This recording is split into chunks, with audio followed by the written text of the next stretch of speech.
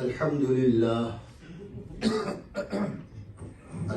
لله وكفى وسلام على عباده الذين اصطفى أما بعد فأعوذ بالله من الشيطان الرجيم بسم الله الرحمن الرحيم إن المتقين في جنات وعيون ادخلوها بسلام آمنين ونزعنا ما في صدورهم من غل إخوانا على سرر متقابلين لا يمسهم فيها نصب وما هم منها بمخرجين نبئ عبادي أني أنا الغفور الرحيم وأن عذابي هو العذاب الأليم صدق الله مولانا العظيم وصدق رسوله النبي الكريم ونحن على ذلك من الشاهدين والشاكرين والحمد لله رب العالمين. بزرگان محترم، برادران عزیز، اس وقت میں نے سورہ حجر کی چند آیات آپ کے سامنے تلاوت کی ہیں، اور مقصود ساری آیتوں کی وضاحت اور تشریح نہیں ہے، بلکہ صرف ایک آیت پر تھوڑی سی گفتگو کروں گا، لیکن مفہوم ساری آیتوں کا سمجھ لیجئے تاکہ جس آیت پر میں گفتگو کرنا چاہتا ہوں وہ آپ کو معلوم ہو جائے۔ اللہ تعالی جل شانہ نے قیامت کے دن جب انسان پیش ہوں گے تو یہ بات ہمیں دنیا میں بتا دی ہے کہ دو طرح کے لوگ ہوں گے۔ ایک جماعت وہ ہوگی کہ جو جنت میں جائے گی، اور ایک جماعت وہ ہوگی کہ جو جہنم میں جائے گی۔ اب اہل جہنم کا تذکرہ بھی قرآن کریم میں ملتا ہے کہ ان کے ساتھ کیا کیا معاملات پیش آئیں گے، کیسی کیسی سزائیں ہوں گی، کیسی کیسی تکالیف ان کو اٹھانی ہوگی۔ لیکن اہل ایمان کا بھی اللہ تعالیٰ نے تذکرہ فرمایا تو ان کو بشارت یہ عطا فرمائی کہ ان المتقین فی جنات وعیون، کہ جو صاحب تقوی ہیں، یعنی جنہوں نے دنیا کے اندر اپنی زندگی اللہ کے احکامات کے مطابق بسر کی ہے، اور جنہوں نے احکامات الہیہ کی پابندی کی ہے، حلال و حرام میں تمیز رکھی ہے، اور جتنے بھی احکامات ہیں قرآن کے اور جتنے بھی رسول اللہ صلی اللہ علیہ وسلم نے احکامات دیے ہیں ان کو کمپلیٹ طریقے سے فالو کیا ہے، تو فرمایا جنات وعیون، وہ باغات میں ہوں گے، جنتوں میں ہوں گے اور چشموں میں ہوں گے، اور اللہ تعالیٰ ان کو فرمائیں گے کہ ادخلوها بسلام آمنین، تم اس جنت میں، ان جنات میں داخل ہو جاؤ اور سلامتی کے ساتھ آ جاؤ، امن کے ساتھ رہو۔ ادخلوها بسلام آمنین، یعنی مکمل طور پر امن بھی ہوگا، سلامتی بھی ہوگی۔ مجھے ایک بات درمیان میں ایسے یاد آ گئی، ہم ایچیسن کالج میں جب پڑھایا کرتے تھے تو وہاں ایک نظام ان کا اپنا تھا، تو ہمارے ہیڈ ماسٹر صاحب انہوں نے اپنے تجربات اور اپنے ایکسپیرینسز جو انہیں ایچیسن میں ملے، انہوں نے اس کا ذکر کرتے ہوئے یہ کہا کہ اگر مجھ سے کوئی یہ پوچھے کہ دنیا میں کوئی جنت ہے تو میں کہوں گا ایچیسن کالج جنت، کیونکہ ظاہر ہے کہ ایک نظام تھا وہاں پہ، اور بڑی آسائشیں تھیں، تنخواہ اچھی تھی، حکمرانی کا بھی کرنے کا بھی وہ آدمی کو موقع ملتا ہے۔ تو انہوں نے کہا کہ اگر یہ کہا جائے کہ اگر بہشت اگر کسی روئے زمین پر واقع ہے تو میں کہوں گا کہ لاہور میں ایچیسن کالج میں، کہنے کو تو وہ کہہ گئے، لیکن وہیں ایک صاحب تھے، انہوں نے کہا کہ آپ نے بات تو کہہ دی لیکن یہ بات درست نہیں ہے، یہ بات درست نہیں، صحیح نہیں۔ اس لیے کہ جو جنت کا تذکرہ قرآن کریم میں ملتا ہے اور جو احادیث رسول صلی اللہ علیہ وسلم میں ملتا ہے تو اس کا ترجمہ شیخ سعدی نے یہ کیا کہ بہشت تاجا کے آزار نباشت. قرآن کیا کہتا ہے؟ ادخلوها بسلام آمینین. تو سلامتی کا کیا مطلب ہے؟ کہ مجھ سے آپ کو مجھ سے کوئی تکلیف نہ پہنچے، یہ سلامتی ہے. امن کا مطلب کیا ہے؟ کہ مجھے یہ معلوم ہے کہ میں آپ کو تنگی کوئی تکلیف نہیں پہنچاؤں گا، نہ زبان سے نہ آ سکتی ہے. ہم انسان ہیں اور میرے دل میں آپ کے خلاف بات آ سکتی ہے. اب یہ کیسے ممکن ہو کہ ہم دونوں وہاں جمع ہو جائیں؟ آگ پانی کیسے اکٹھے ہو؟ تو یہ جو چشمک ہے، یہ جو آپس کی ایک دوسرے کے خلاف کہہ لیجئے یا ایک دوسرے سے تھوڑی بہت ہمارے دلوں میں جو ایک غل جسے عربی میں غل کہا جاتا ہے، کہ دل میں ایک خیال ایسی پیدا ہو گیا، کدورت بیٹھ گئی، تو پھر کیسے جنت میں ہم اکٹھے ہوں گے؟ کیا میں ان کا چہرہ دیکھوں گا، یہ میرا دیکھ سکیں گے، آپ میرا دیکھیں گے؟ کیونکہ دنیا میں تو ہمارے آپس میں جو ہے اختلافات رہے. تو اللہ کہتے ہیں جب قیامت ہوگی، جنت میں آپ چلے جائیں گے تو ہم ان تمام مسلمانوں کے دلوں کو اس غل سے پاک کر دیں گے.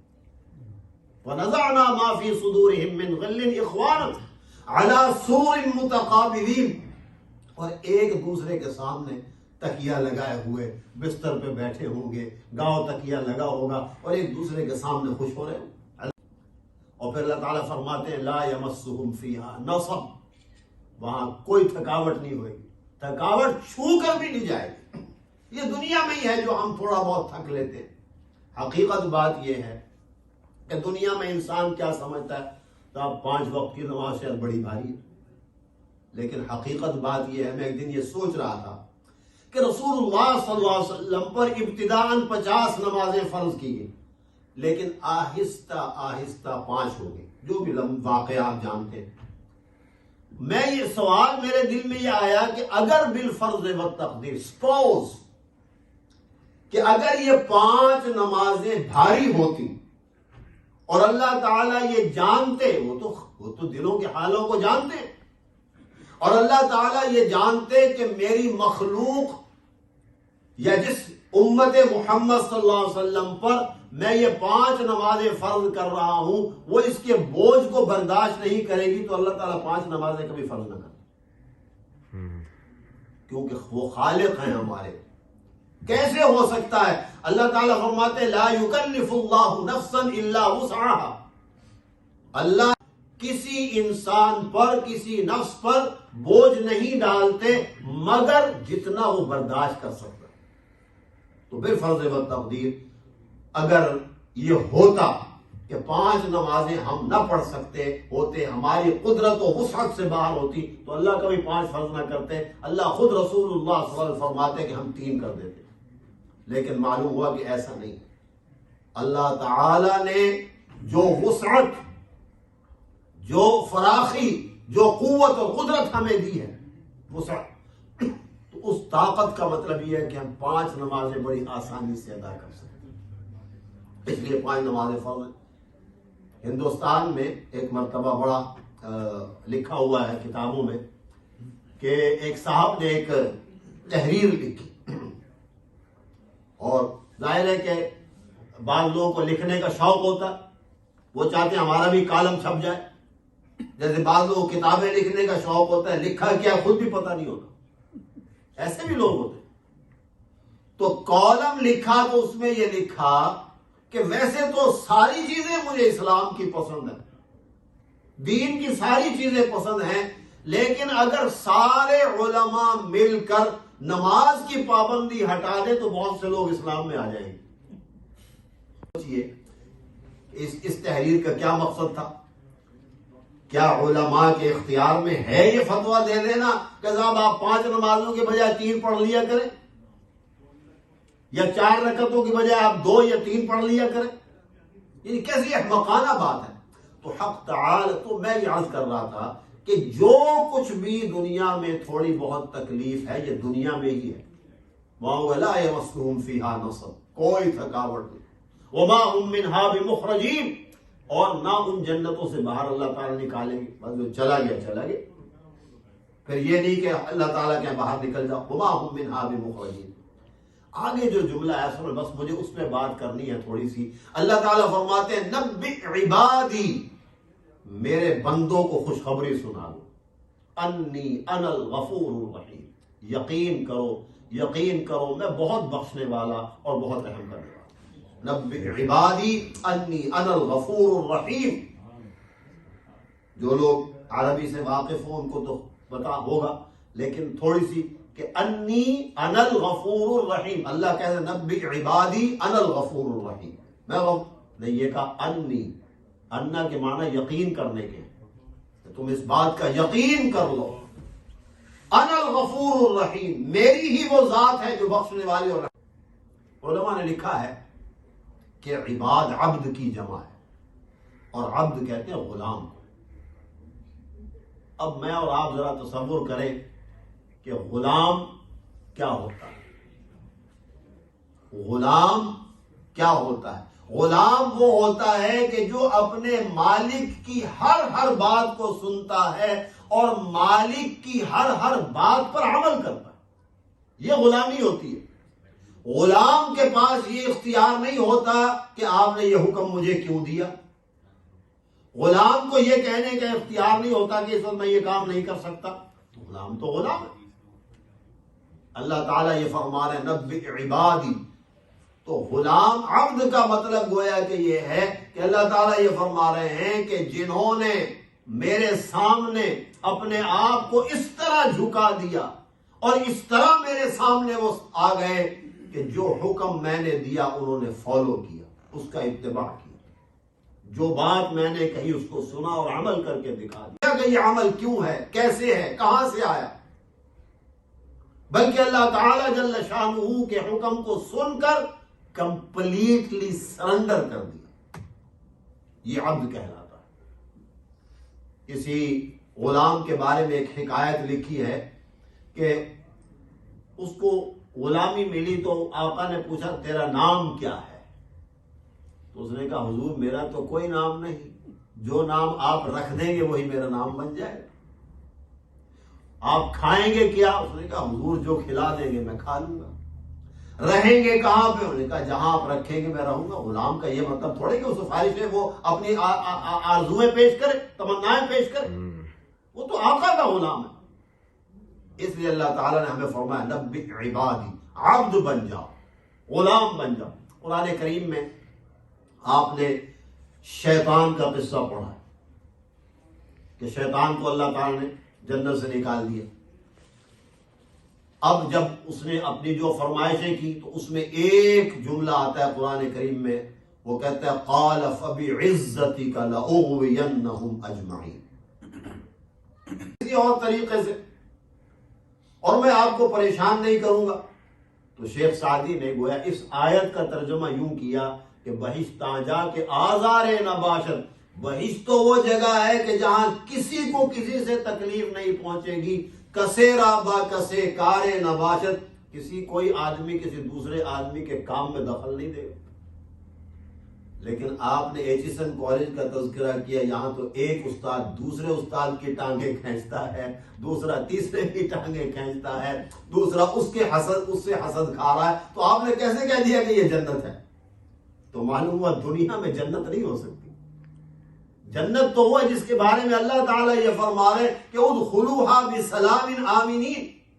اللہ تعالیٰ فرمائیں گے داخل ہو جاؤ اس جنت کے اندر، اب ہمیشہ ہمیشہ کے لیے سلامتی ہے، ہمیشہ ہمیشہ کے لیے امن ہے. اور تیسری آیت میں ارشاد فرمایا کہ وَنَزَعْنَا مَا فِي صُدُورِهِم مِّن غِلٍّ إِخْوَانًا. دنیا کے اندر میں بھی مسلمان، آپ بھی مسلمان، لیکن ہمارے دلوں میں کبھی کوئی فرق آ جاتا ہے. آپ کے دل میں میرے اشہد ان لا الہ الا اللہ واشہد ان محمدا عبدہ ورسولہ. اس کا الٹ بھی تو ہو سکتا تھا، ان محمدا رسولہ وعبدہ.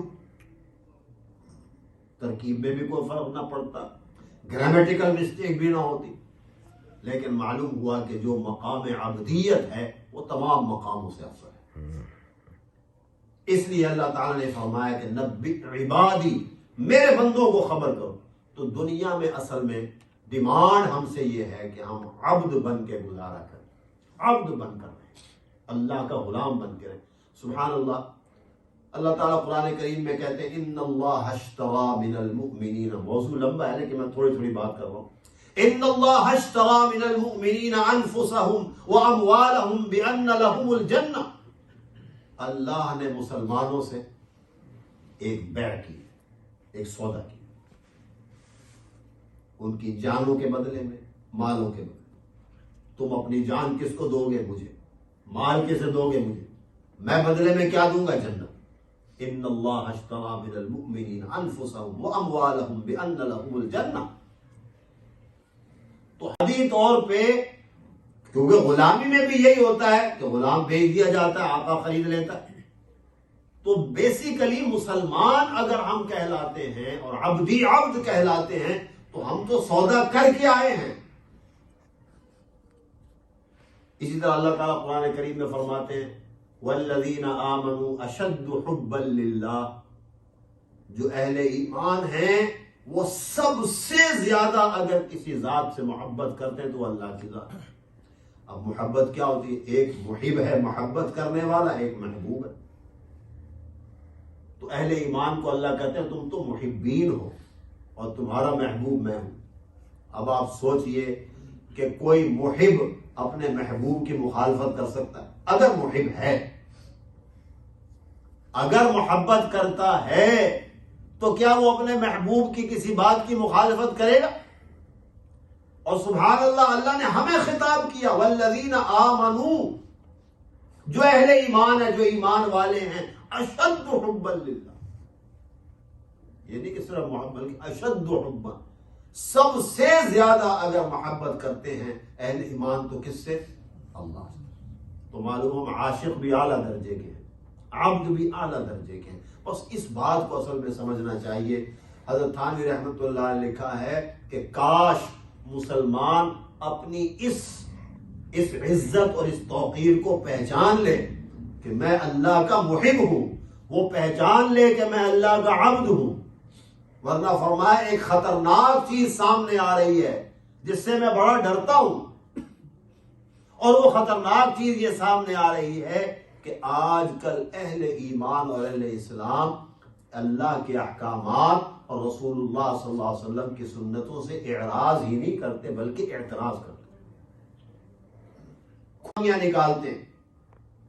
جبکہ فرمایا میں یہ دیکھ رہا ہوں کہ غیر مسلم طبقہ جو ہے وہ غور و فکر کر کے اسلام کے احکامات سے حکمتیں تلاش کرتا ہے اور کہتا ہے اس میں یہ حکمت ہے، اس میں یہ حکمت ہے، اس میں یہ دانائی ہے، اس میں یہ عقل کی بات ہے. تو فرمایا کہیں ایسا نہ ہو، ڈر اس بات کا ہے کہ کہیں ایسا نہ ہو کہ مسلمان بھٹک جائیں اور وہ اللہ کے احکامات پر اعتراض کرتے کرتے کفر کی حد میں چلے جائیں، اور وہ لوگ جو اسلام سے اگرچہ فی الحال مسلمان نہیں ہیں لیکن وہ اسلام میں اس قدر حکمتیں تلاش کرتے ہیں اور غور و فکر اور تدبر کی بجائے کہیں وہ اسلام میں داخل نہ ہو. ایسا ہونا تو کوئی بعید نہیں. اللہ قرآن کریم میں کہتا ہے وَإِن تَتَوَلَّوْا يَسْتَبْدِلْ قَوْمًا غَيْرَكُمْ. تم کیا سمجھتے ہو کہ تمہارے ایمان اور تمہارے دین کی وجہ سے ہماری عمارت قائم ہے؟ نہیں، یاد رکھو اگر تم اعراض کرو گے وَإِن تَتَوَلَّوْا يَسْتَبْدِلْ قَوْمًا غَيْرَكُمْ، اللہ تبدیل کر کے ایک اور قوم لے آئیں. ثُمَّ لَا يَكُونُوا أَمْثَالَكُمْ، لیکن وہ تمہاری طرح کے پھر نہیں ہوں گے، وہ صحیح عبد ہوں گے، صحیح اللہ تعالیٰ کے عاشق ہوں گے، محب ہوں گے. تو بہرحال عرض کرنے کا مقصد یہ ہے کہ اللہ تعالیٰ یہ چاہتے ہیں مجھ سے بھی اور آپ سے بھی کہ ہم اس کا عبد بن کے رہیں، غلام، اپنے آپ کو غلام سمجھے، مملوک سمجھے اللہ کا. وہ ہمارا مالک ہے، وہ خالق ہے، وہ رازق ہے. کون سی صفت ہے اللہ کی جو دنیا میں اللہ نے ظاہر نہیں فرمائی؟ کون سی چیز ہے؟ یعنی علماء نے لکھا ہے کہ نبوت کے لیے دلیل کی ضرورت ہے. ایک آدمی کہتا ہے میں نبی ہوں، دلیل لاؤ، کوئی معجزہ دکھاؤ، وحی دکھاؤ. کہاں ہے؟ نبوت کے لیے دلیل کی ضرورت ہے، ہر چیز کے لیے دلیل کی ضرورت ہے. لیکن وجود خداوندی بغیر دلیل کے انسان کی سمجھ میں آتی. بغیر دلیل کے، اس لیے کہ اللہ تعالی نے اپنی یعنی معرفت کے لیے اتنے دنیا کے اندر اتنے سامان پیدا کر دیے ہیں، اتنی نشانیاں پیدا کر دی ہیں کہ اللہ کو پہچاننا تو مشکل ہے ہی۔ کسی فارسی کے شاعر کا شعر ہے، وہ کہتا ہے کہ ہر گیا ہے کہ الضمیر ہوئی، جو زمین سے ایک گھاس نکل رہا ہے، گھاس پیدا ہو رہی ہے، وہ کہتا ہے ہر گیا ہے کہ الضمیر ہوئی وحدہ لا شریک لہ ہوئی، وہ بھی کہتا ہے اللہ ایک، کیونکہ زمین سے اس گھاس کو نکالنے تو اللہ تعالی کی معرفت اور اس کو پہچاننے کے لیے تو کوئی یعنی دلیل کی ضرورت نہیں ہے، وہ بلا دلیل ہے۔ اسی لیے علماء نے لکھا ہے کہ ایک آدمی فرض کر لیتے ہیں جو ایک ایسے مقام پہ رہتا ہے جہاں اسے کوئی بتانے والا نہیں پہنچا کہ اللہ ایک، تو قیامت میں اس سے ہو سکتا ہے نبوت کے بارے میں پوچھ گچھ نہ ہو، کتابوں کے بارے میں پوچھ گچھ نہ ہو، انبیاء اور رسول کے بارے میں پوچھ گچھ نہ ہو، اسے بتانے والا ملے نہیں، لیکن توحید کے بارے میں اس سے بھی سوال ہوگا، توحید کے بارے میں اس سے بھی سوال ہوگا کہ اللہ کو ایک مانا تھا یا نہیں۔ وہ کہ یا اللہ مجھے بتانے والا کوئی نہ تھا، اللہ کہے گا تیرے وجود میں ہم نے اتنی نشانیاں رکھی تھی تو ہمیں پہچان سکتا تھا، بتاؤ تمہیں پیدا کس نے کیا، وفی انفسکم افلا تبصرون۔ تو اس لیے ہمارا کام یہ ہے کہ ہم عبد بن کے رہیں۔ بس اس شعر پہ بات ختم کرتے ہیں، کسی بڑے عارف کا شعر ہے، وہ کہتا ہے کہ بے حجابی یہ کہ ہر ذرے میں جلوہ آشکار۔ اللہ تعالیٰ کو پہچاننا کون سا مشکل ہے؟ وہ کہتا ہے بے حجابی یہ کہ ہر ذرے میں جلوہ آشکار، اس پہ پردہ یہ کہ صورت آج تک نادیدہ ہے۔ زیارت تو اللہ کی نہیں ہوئی، لیکن پہچاننے کے لیے بہت ساری چیزیں۔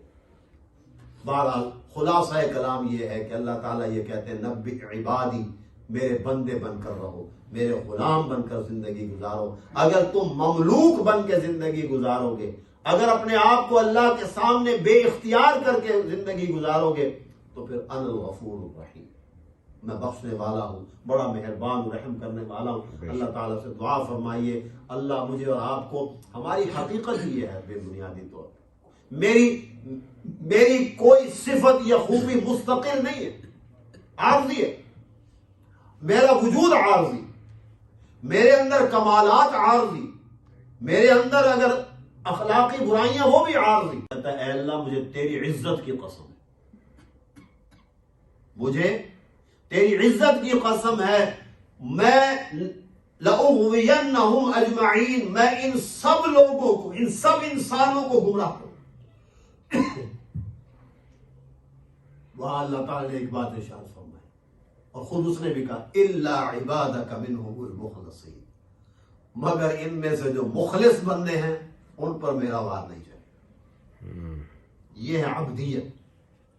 جب انسان عبد بن جاتا ہے اللہ کا تو شیطان دائیں بائیں سے، آگے سے، پیچھے سے، اس کا کام۔ یہ بھی قرآن کریم میں آتا، اس نے کہا یا اللہ میں دائیں سے بھی وار کروں گا، میں بائیں سے بھی وار کروں گا، میں آگے سے بھی وار کروں گا، میں پیچھے سے بھی وار کروں گا، میں ہر طرف سے ان کے اوپر اٹیک کروں گا۔ وہاں بھی اللہ نے کہا نہیں، جو میرا اتباع کریں گے، جو عبد ہوں گے مخلصین، ان پر میرا وار نہیں چلے گا، الا عبادک منہم المخلصین۔ تو معلوم ہوا کہ عبد وہ ہے کہ جو اللہ کے احکامات پر پوری طرح عمل کرے، یہ اصل میں ہے عبدی، عبد کے معنی۔ رسول اللہ صلی اللہ علیہ وسلم والعاقبۃ للمتقین والصلاة والسلام على رسوله الكريم سيدنا ومولانا محمد وعلى آله وأصحابه أجمعين۔ اللهم إنا نسألك الهدى والتقى والعفاف والغنى، اللهم إنك عفو تحب العفو فاعف عنا يا غفور، رب ارحمهما كما ربياني صغيرا، ربنا زدنا علما، اللهم أرنا الحق حقا وارزقنا اتباعه وأرنا الباطل باطلا وارزقنا اجتنابه۔ یا اللہ ہمارے گناہوں کو معاف فرما، اے اللہ ہماری خطاؤں سے درگزر فرما، اے اللہ بے عملی بد عملی سے محفوظ فرما، اے اللہ جو خطائیں سرزد ہوئی جان کر انجان میں سب کو معاف فرما، اے اللہ ہمیں صحیح معنی میں عبد بن کر زندگی گزارنے کی توفیق عطا فرما۔ دعا فرمائیں جو ہمارے مسلمان بھائی بہن بیمار ہیں اے اللہ سب کو شفائے کاملہ عاجلہ عطا فرما، جو ہمارے مسلمان بھائی بہن دنیا سے چلے گئے یا اللہ سب کے مغفرت فرما، یا اللہ جن دوستوں نے احباب نے یا اللہ آج کی مجلس میں شرکت فرمائی ان کی تمام نیک دلی تمناؤں کو پورا فرما، اے الہ العالمین دارین کی راحت عافیت نصیب فرما، ہم کو اور ہماری اولادوں کو نمازوں کی پابندی کی توفیق عطا فرما، اے الہ العالمین قرآن کی تلاوت کی توفیق عطا فرما، اے اللہ جو ہم سے خطائیں بھی معاف فرما دیجیے، ہمارے ماں باپ جن کے دونوں زندہ ہیں یا اللہ ان کو صحت کے ساتھ عافیت کے ساتھ توانائی کے ساتھ اپنی اولادوں کے سروں پر قائم و دائم فرما، ہمارے ایک دوست ہیں ناصر صاحب آج مجلس میں نہیں ہیں، ان کی والدہ کا پاکستان میں انتقال ہو گیا، دعا فرمائے اللہ ان کی والدہ کی مغفرت فرمائے، ان کی نجات فرما دے، ان کے قبور کو جنت کے باغات میں تبدیل فرما دے، اللہم ارنا الحق حقا وارزقنا اتباعہ وارنا الباطل باطلا وارزقنا اجتنابہ، اللہم اغفر لأمة محمد صلی اللہ علیہ وسلم، اللہم ارحم أمة محمد صلی اللہ علیہ وسلم، اللہم تجاوز عن أمة محمد صلی اللہ علیہ وسلم، وصلی اللہ تعالی علی خیر خلقہ سیدنا وحبیبنا وشفیعنا ومولانا محمد وعلى آلہ واصحابہ اجمعین۔ کھانا انشاءاللہ تیار ہے۔ اگر کوئی ذات مستقل ہے اور کسی ذات کی خوبیاں مستقل کو اللہ کی، تو جب مجھے یہ حقیقت معلوم ہے تو پھر مجھے اتباع کرنا چاہیے یا نہیں، یہ ہم نے فیصلہ کرنا ہے۔ اس لیے اللہ فرماتے ہیں نبئ عبادی، بس غلامی کی زندگی گزارنے کی اللہ تعالی ہمیں توفیق عطا فرمائے، اور جتنے اللہ کے احکامات ہیں اللہ تعالی ہمیں ان پر عمل کی توفیق نصیب فرمائے۔ اور یقیناً ہم کمزور ہیں، ضعیف ہیں، لیکن مانگنے میں کیا حرج؟ کمزور تو ہم ہیں، اس میں کوئی شک نہیں، ہزاروں چیزیں ایسی ہیں جو ہمیں بھٹکانے والی، راستے سے ہٹانے والی یا دوسری طرف مائل کرنے والی ہے، لیکن جب انسان اللہ سے مانگتا ہے اور مانگتا ہے عبد بن کے کہ یا اللہ میں سوالی بن کے سبحان اللہ، رسول اللہ صلی اللہ علیہ وسلم کہتے ہیں اللہم انی اسألک، ایک جگہ نہیں بے شمار جگہ، یا اللہ میں آپ سے یہ مانگتا ہوں۔ اگر رسول اللہ صلی اللہ علیہ وسلم سائل بن کے اللہ سے، تو ہمیں تعلیم دے رہے ہیں کہ تم سائل بن جاؤ، سائل بن جاؤ گے سب چیز مل جائے گی۔ اسی اللہ تعالیٰ سے دعا فرمائے کہ اللہ مجھے بھی یعنی ہم سب کو اپنی غلامی میں شامل فرمائیں، اور ہمیں ایسی زندگی گزارنے کی توفیق عطا فرمائیں کہ جب قیامت کے دن ہم اٹھائے جائیں اور ہمارا اللہ سے سامنا ہو تو اللہ کے ہاں یہ بھی میرا غلام ہے، اس کو بھی جانو، یہ بھی میرا غلام ہے، اس کو بھی جانو۔ اللہ کی توفیق عطا فرمائے۔